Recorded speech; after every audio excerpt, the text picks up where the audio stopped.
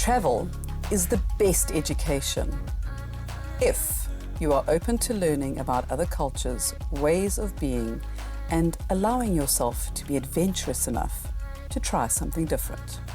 What does this have to do with bridging cultures in our workplace? Sometimes we need to step back, have a giggle, and then get into the learning. I am Nuala. And I am Karen. And we are the Safety Collaborators. Our mission is to help people have better conversations and change the way they think about safety. Consider us your thinking partners, sharing expertise and wisdom in everything safety, safety culture, and psychological safety. This is the third episode in a three-part series on what we're calling the Bridging Cultures of Safety, which is all about intercultural intelligence. In the last two episodes, we spoke about some tools that we use in our Bridging for Culture Safety program. The first one was the Three Colours of Worldview. So they are largely three very broad perspectives that we have, and they are honour, shame. So how do we honour who is around us? Innocent guilt. So what do we think is right? How do we do the right thing? And power and fear, or power versus fear. And in that case, it's about how do we generate life-giving influence and empowerment to others. So contrary to, I think, what some people think when they hear the word power and fear. Now, there's the converse to all three of those. You know, if you get too much innocent guilt, you get a lot of litigation. If you have too much honour and shame, then that can go in a direction that's not very nice. And the same if we abuse power. So we see that. But they are largely broad views, and each of us has a mixture of those views, but like in my case, and I'm going to guess not that we've actually done this, in your case, our stronger points are going to be innocent guilt because of the environment we grew up in, the way we were educated, and all of those things. But we also live in different countries, grew up in different countries. I come from an immigrant family, so the influences of Middle Europe were in there, so there was a lot of honour, shame, as well as a bit of power, fear at times. So we all have this. And the next episode, episode 60, we talked about the 12 dimensions of culture. Now, these are not off the top of my head the whole list here, but we look at how do we communicate. What is the definition of growth for an individual? Accountability, status, how we make decisions, planning, all these things. And so if we take communication, or the way that we share information, I should say, are we direct or are we indirect? And we're somewhere on that polarity, we're somewhere on that scale. So the interesting thing is you might look at your own report and go, oh, okay, that's just me. And with any of these sorts of self-assessments, that's great. But how do I now work with everybody else around me who's not like me? Exactly. I think that's the tough part. And actually, it's also the most exciting part. Indeed. But there has to be a willingness to want to understand that. And I think when people start working and travelling around the world, living in different countries, I mean, I'm living on my fifth continent. Yep. But I remember when I moved from Australia to South Africa, it's interesting because the perception is, well, that's easy. Australians and South Africans, they kind of live the same sort of life. Let me tell you, I went through some severe culture shock. To the point I can remember in that first year, it was before we met, in the first 9 months, because I moved to a region of Gauteng, where Joburg is. I was a bit south of Joburg, or Johannesburg, and this is an area, English is not their first language, which was my first shock, because I grew up in a world where I thought everybody spoke English in South Africa. And yet it's only, I think it's the third language. Yes, exactly. I was also on my own. I was in a new job, I was in a new environment. There wasn't the amount of support that I might have needed. I didn't know how to reach for it either. So there was a lot of learning, and I went through a phase of, I remember there was 3 days, it was August of that year, and for 3 days... Oh, so probably cold. Yes, it was cool. Yes, it was. Yeah. I now know what cold is. Mind you, having said that, I have lived in and around Antarctica, so I do know what cold is. But yeah, so for 3 days, I was paralysed. I couldn't go to the office, I couldn't get off the lounge, and I didn't understand what was wrong. And all I thought was, I want to go home. Oh, my word. Now, this happens to leaders around the world all the time. I just wanted to go home, but I couldn't. My house was being rented out for a fixed period of time, so there was no way of going back. And I didn't really want to do that, but in the moment, yeah, I remember that so clearly. It was awful. And that was actually, funny enough, not that long after was when I first got introduced to this world of intercultural intelligence and getting a little bit more understanding of it. So when we travel, we get more exposure. When we work in working environments like we do, in multicultural working environments, you talk about an oil rig, I mean, there are many worlds full of different countries. Completely. And different worldviews, different approaches to those 12 dimensions. Different foods at different times of the day. God, yeah. Everything. You were talking to me a little bit earlier about a client conversation you were having this week. Oh, yes. And it was just delightful because it was about travel being that whole thing around it being the best education you can get. Absolutely. Whether it's to yourself, to your children, your teams. And what him and I were talking about is that through the travel we've been through, just how much we've learned about ourselves. Sure. And about others. And just, I think the word that's coming to mind is you get a little bit blasé after a while because you kind of just become so used to it and you become so accepting and you see the world in kind of like a more open view of around everyone's different. They're not difficult. Yes. But what we forget is that not everybody's had those experiences. And this is an infinity loop. Oh, completely. It keeps happening. I find myself sometimes here going, what the? And then I think, okay, breathe. Yep. It's just different. What can I do to make it better? Exactly. And to make it easier, not just for the people around me, but make it easier for me. Yes. Yeah. You know. So yeah. This week I've had quite a stark contrast with somebody who I know very well who does not travel often and is going on a big international trip for the first time in many, many years. And the stress that is kind of going around not just the actual travel part, but having to deal with people from a different country and a different culture. And so there's a sense of excitement, but there's also a huge sense of apprehension of how am I going to interact? Am I going to cope? What's it going to be like? And I think many people feel that going into a different cultural environment. Not many people are actually brave enough to put their hand up and say, this is how I'm feeling. Especially these days, there's a little bit of what do you mean you haven't travelled for years? How does that, you know what I mean? Yeah. And we mustn't forget that sometimes travelling will be moving from one village to another. Well, absolutely. I couldn't believe that when I first got here. Somebody said to me, oh, yeah, no, I moved out of the village. And I'm thinking, for a while, and I thought, okay, so where did you move to? Thinking a little globally, right? She goes, to the next village, but I didn't like it. I had to come back. It's too different. I'm there, that's 5 minutes away. You could just pop in, but it's a different experience. It's just different, right? But so I think, we go through a version of the grief cycle. Yes, you are absolutely right. It's the uncertainty, and then we get things don't work our way, so we get a little bit tense or a little, it's not complete depression or anything, but for some people it's ridiculously stressful. It is. And the bargaining, well, if I do this, then I can go home. But I can't go home because my house is being rented out. Correct. And then the anger of, I'm stuck. Yep. And then the realization of, actually, I can do this. And that's exactly what happened, I then thought, well, how am I going to make this work? Then put on your big girl panties and get on with it. Yeah. There's that saying.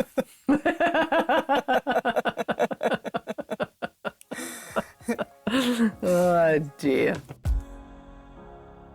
Earlier I mentioned sometimes you have to have a giggle and then move on and let's discover the learning. And I love some of those travel review examples where from someone who's travelled a lot, I look at them and I go, how could you even put that in a travel review? But the reality is that for some people that just is what it is. And it can be, for those looking back, quite entertaining. So I thought, let's share some of those. One of my ones, kind of like a bit with you, with the horror of English in South Africa, was, why doesn't everyone speak English? We went to Spain and no one understood English. We'll never go back there again. You hear that a lot here. And interesting with that one, I think what happens, so one of the ways that the community who do go to Spain a lot, from this part of the world, they end up building enclaves. So instead of embracing in some ways. I mean, they embrace a lot of things, you know, the food and the weather and all of that. But sometimes the language difficulty is a step too far. So they develop these enclaves in these other countries. Yes, you know. it becomes their little mini environment. Yeah. So we all have to find different ways of dealing with it, I suppose. So, oh yeah, this is another great, I love this one, actually. It's lazy of the local shopkeepers to close in the afternoons. I often need to buy things during siesta time. This should be banned. I don't know, as I'm getting older, I'm thinking they've got their shit together. We don't. Oh, no, they certainly do. Trust me. No, I think I could quite happily live in an environment of siesta time. And more than anything, because you just have so much more energy after a little nap in the afternoon. Yeah. But I remember the first time I went to a country that was quite normal. And I was a bit like, you do what? And then I was like, that's amazing. Once you embrace it, you think, how lovely. I don't have to go racing around at lunchtime. I can actually sit down, eat, enjoy, embrace the food, be present, be in the moment, be healthy. Yes. You know, and then go and do some more work. What a good idea. So, exactly. We often talk about food and food nuances and that. And one of the ones I loved was, I think it should be explained in the brochure that the local convenience store does not sell proper biscuits like custard cream or ginger nuts. What are proper biscuits? Because proper biscuits in South Africa are very different to proper biscuits in Scotland, in Australia, Spain, in Australia, anywhere. in Russia. Yeah. So true. I can remember being on a rig and it was a Norwegian rig. So you can imagine the general food was not, you know, for everyone's cup of tea, so to speak. And of course, all they wanted was, I'm going to say burnt steak and chips, but anyway. But of course, it wasn't going to happen on that rig. You know? No. And it wasn't even about asking. It was, I mean, we're talking a long time ago. I think a lot of these places are a bit better these days. But it's that sense of home, that sense of norm, that sense of my way of being is okay. And then you're going back to the language one. So often people do travel and then they go, there were too many people speaking the local language. The receptionist spoke the local language. The food was local. Nobody told us there would be so many foreigners. And there's so many elements to that, whether it's food, whether it's, you know, when we take time out to speak to a higher being, whether it's, you know, there's so many elements in the different countries, but that's what makes it so wonderful. And, you know, you can see it as frustrating and difficult, or you can see it as possibly funny or a learning experience.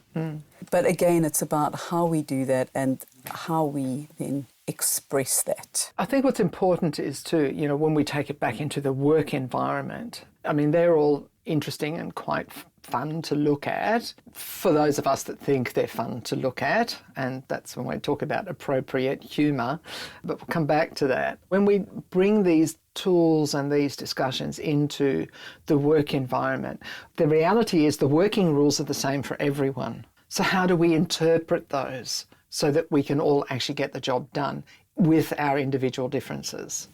For a long time it was, well, that person must be shy or that person's extrovert, but it's so much more nuanced than that. You know, exactly. How we approach, how do you approach, you know?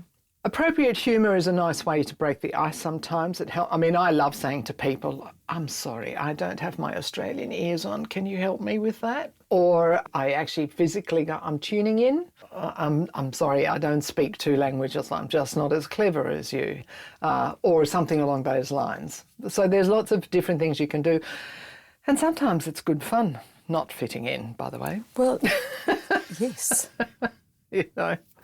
So thinking the way other people do things is a bit weird, and hopefully realising that we're all different, we're not difficult. Exactly. And that's the best part. But then what do we do with that? Yeah, exactly. How do we bring that into work? Because I love one of the examples we actually used in one of the weekly safety meetings was a picture of a cartoon. And it was someone telling a joke and they were like so funny and no one was laughing. And then the punchline was, but it sounded really funny in my language. Such an important thing to consider. Exactly. When we were chatting the other day, I was sharing, you know, in the earlier days of the behavioural-based safety programs, and I'm sure this is quite okay to say this, there were times when I'd be working with facilitators from different parts of the world to me, but even my own world at the time, would bring out these things that they thought were funny. And you'd just be embarrassed and awkward. Exactly. I'm going to say that there's some of the inappropriate beer jokes and some of the inappropriate gun jokes. Just inappropriate. Just inappropriate stuff.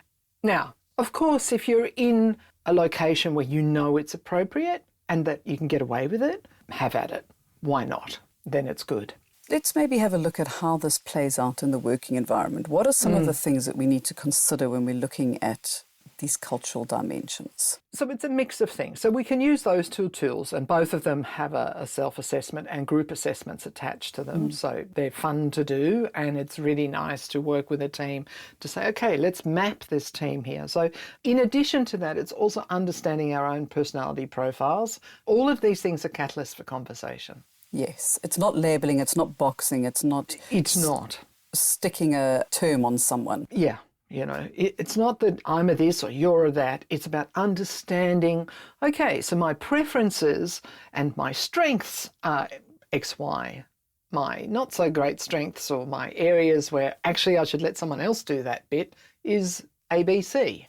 So understanding different working styles, conflict styles, and everyone's basic understanding of what is common sense and how do you spot it. Exactly, because, you know, unless there's an agreed common understanding, it makes no sense. No, exactly. And we actually covered that in episode 8 in the podcast, so go back and have a listen if you haven't. 8. I know, and we're now on 61. Wow. Woo. We look at things like team integration issues, so stereotyping, bias, cultural expectations, defensiveness, resistance to change. What are the unwritten rules in environment? What's the psychological safety levels like? How do you embrace people? How do you bring them in to make them feel like they belong? So again, using these tools, all of them together help us grow and expand. Having conversations and listening is absolutely key to most of this. One of our other favourites is, of course, understanding communication. 9 out of 10 conversations in a working place miss the mark, and that's research. So how do we improve that? What we mean by that is how much of the conversations you have do you have to repeat, or you scratch your head and go, why did that person go the other way? I thought they were going left and now they've gone right. Exactly. This is what we call conversational waste. So one of the skills that we help people develop is their communication skills and understand the 3 levels of, or their conversational intelligence, let me put it that way. Yeah. So we can talk about their conversational patterns, and we do that with leaders more so because it really kind of starts there. Exactly. And if you want to find out a little bit more about that, you can go to episode 40. Moving on through the podcasting range. Exactly. There is one on conversational waste, but I can't remember the episode number on that. So check the show notes for it. Yes, it'll be in there. It will be. It will be. And I think that's what I love about the Bridging Cultures for Safety program that we've developed, because it really is about breaking down these barriers. It's allowing for inclusion, it's allowing for learning. It helps teams create their own common culture and language of understanding. Indeed. And what does that look like for them? Because it brings in that kaleidoscope and that melting pot of, we go from me and I to us and we. We go from being individual and protecting ourselves to partnering and sharing and creating and co-creating. And that does it. And you can see the impact in teams. Yeah. And we've had some lovely examples, both in running some of the parts of the program virtually as well as in person. And Karen and I thought it might be helpful to just share a couple of examples. What does this actually look like? I'm going to give some in the field examples. So one of the things that I did when we were working with a very multicultural team was to have a look at creating awareness. So it was self-cultural awareness and that awareness of understanding others. And it was I think a 90-minute workshop session that we did. And it was within the working teams, because even within those working teams, there might have been some people from the same country, but they were from different regions. And it was amazing for them to just kind of even have that realization in their own country, how different their cultures were across different regions. And we started off with the question of how many different countries do you think are represented on board at the moment? And went around the group and kind of got guesses. So, you know, some people were like completely on the low end, like, oh, I don't know, 5 or 10. Other people just completely excessive. But it was a lot. At that stage, I think there were 20 odd. It was between 18 and 24, depending on the crew change. And people were like, oh, wow, that's quite a bit. And then what we did is we got people to say, okay, well, if that's the amount of people here, let's think about what is it around your country that makes, or your area within your country that makes it so unique. And we put them into pairs and, you know, paired up preferably different countries together or different regions. And it was just lovely as a facilitator walking around and just hearing the different discussions that were coming up and people going, really? I mean, I remember the one guy, he went, you own cows? And he looked at me and said, do you know he owns cows? I mean, he works out here on a boat, but he owns cows. And they'd worked together for months. Yeah. And at the end of that session, it was like, you know, he was like, I can't believe I learned so much in such a small time. But, you know, and that was just the introduction to it. So then we asked anyone who would like to share feedback.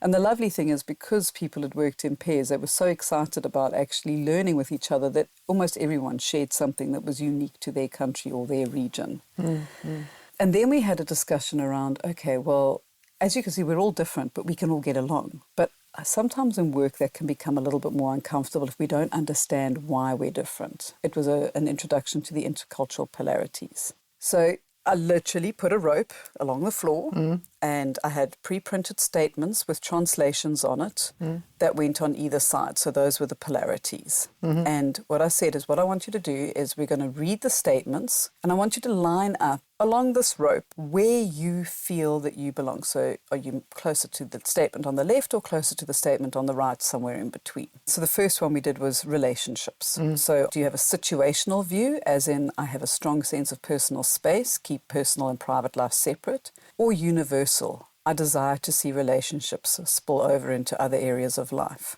And the group lined up. Then they were all standing looking at each other going, oh, you know, and then I said to them, and where do you think I fit on this? And of course, everybody was like completely universal. Like, you're the hug bunny, you can go over there. But there was somebody who was completely on the situational side. So then you bring in the examples of, okay, well, let's say the two of us are working together.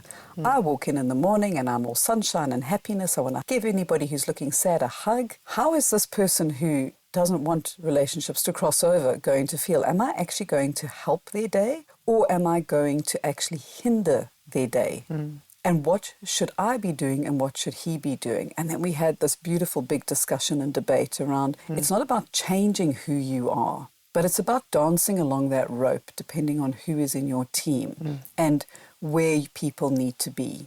And that's especially crucial for leaders, because as a leader, I think what people don't realize, you've got to be such an agile dancer in relationships, because I need to work with Karen in the way that Karen will then blossom and give the best results and be able to perform at her highest. But then when I'm working with Katrina, I might need to adapt and adjust slightly, because if I do exactly the same as I do for Karen with Katrina, I might suffocate Katrina. And actually what I'm going to do is I'm going to crush her way of working rather than building her up. So we went through quite a few of the different intercultural polarities and then had that discussion about different versus difficult, the moving towards each other. And then what do I do if I work with someone who does things differently?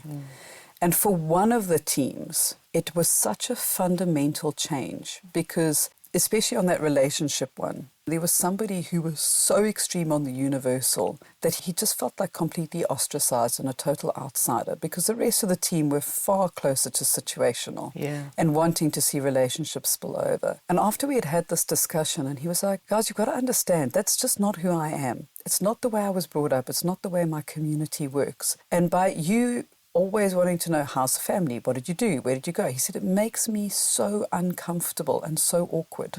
So they came up with their own team agreement about how will he move a little bit closer to being a little bit more engaged in the conversations, and how will the rest of the team back off a little bit and not be offended when he isn't involved in every conversation in a tea break.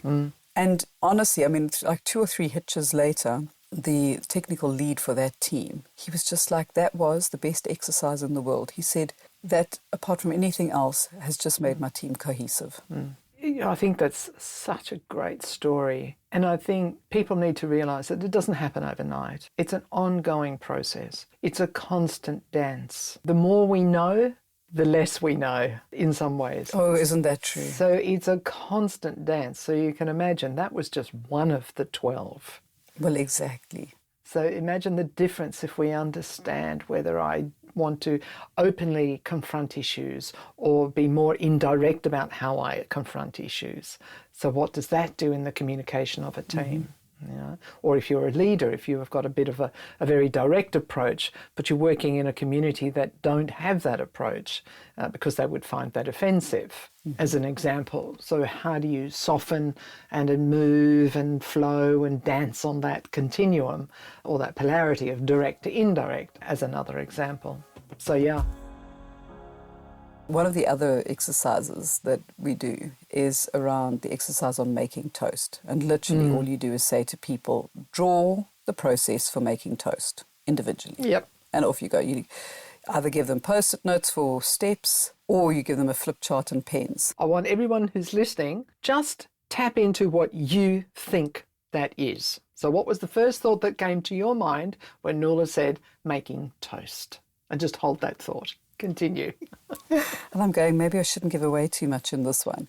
No, it's fine. But it was around cultural understanding. So you can use this exercise for so many things. Draw a tree to determine leadership. Well, Yeah. exactly.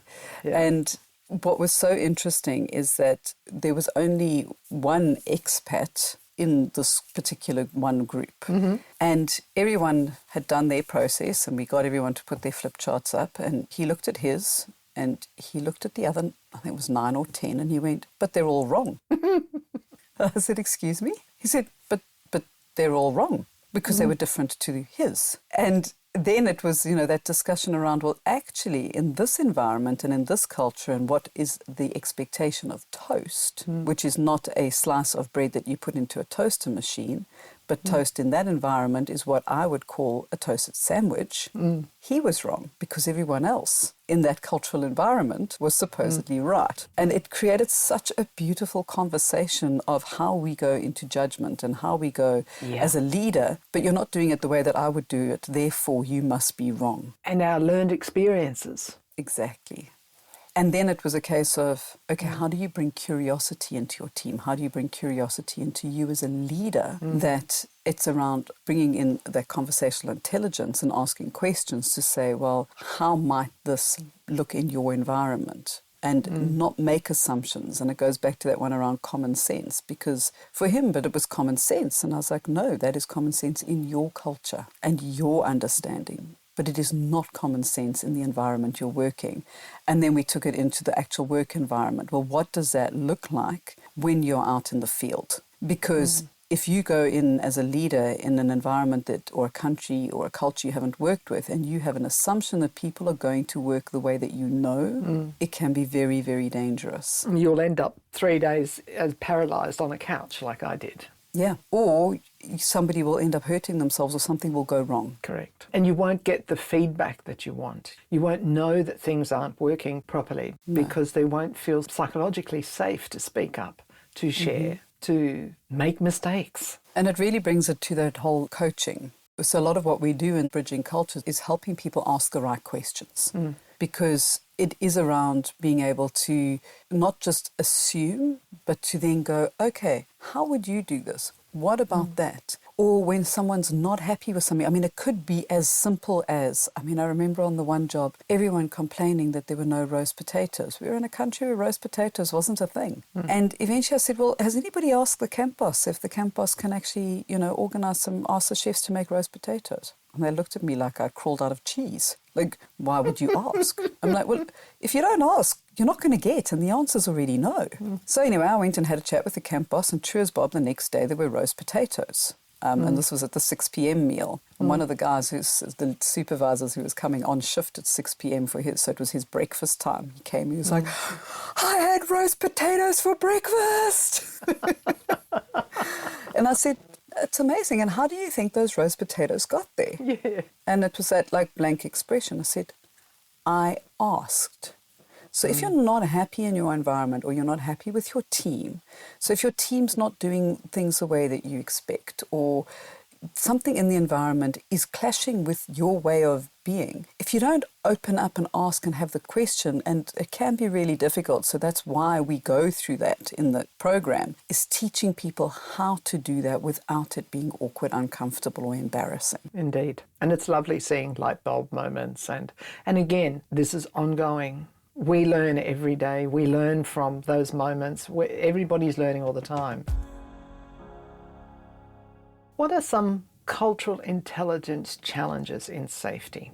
So we want you to consider these questions. Do you find it difficult to integrate your multicultural teams due to negative cultural stereotypes, cultural expectations, defensiveness, and resistance to change?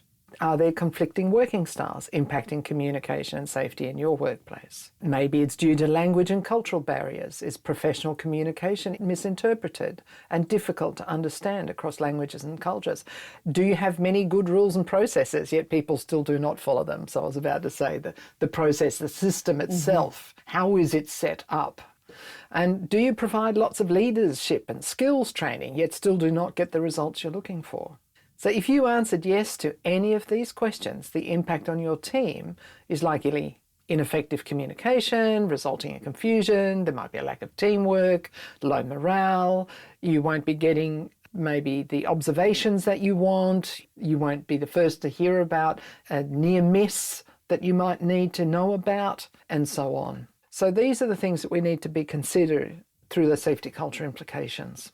So that's one way. Communicating across the many cultures in the workplace is key in the most high-hazard environments. And that's easier said than done. It is. The good news is that we can help you, and it's not impossible. No, it definitely isn't. So we can help understand that there are different ways but must work under the same rules and regulations, explore your cultural diversity and how it impacts performance, and helps leaders manage and lead in multicultural and diverse workplaces. So if you are intrigued by this and you would like to learn more, let's have a conversation, because there is so much that we can help with, and the impact is tangible and it's pretty immediate once you actually get people talking in the right way. So reach out to us at hello@safetycollaborations.com to learn more about other cultures and ways of being, and allow yourself to be adventurous enough to try something different and make a difference. We will be in Namibia on the 20th and 21st of February at the IADC Africa Conference, and we will actually be speaking on bridging cultures for safety. We will indeed. So anybody who is attending the IADC Africa, we look so forward to seeing you there. And for those of you who are not, well, you know how to reach out to us. Let's continue the conversation that way. And the program itself, that we have a page dedicated on our website that explains a little bit more about the Bridging for Culture Safety program. So thank you for joining us today. As always, we love these conversations. They matter. Reach out to us via our website, safetycollaborations.com, where you will find the show notes for this episode and the links to the other related episodes in the series and others. Leave us a message via the Message Us section on the show notes page. We'd really love it if people would communicate with us, but you can do this in a variety of ways. On our LinkedIn company page, every episode is listed, and you can always reach out to us through there. You can speak to either myself, Karen Avari, or Nuala Gage, or Nuala Gage directly, and give us your thoughts. Sharing is caring. Follow us on your favourite podcast platform. Leave us a review. 5 stars, it'd be awesome. And doing these things helps us grow and share our collective conversations. So till next week, stay safe and stay well.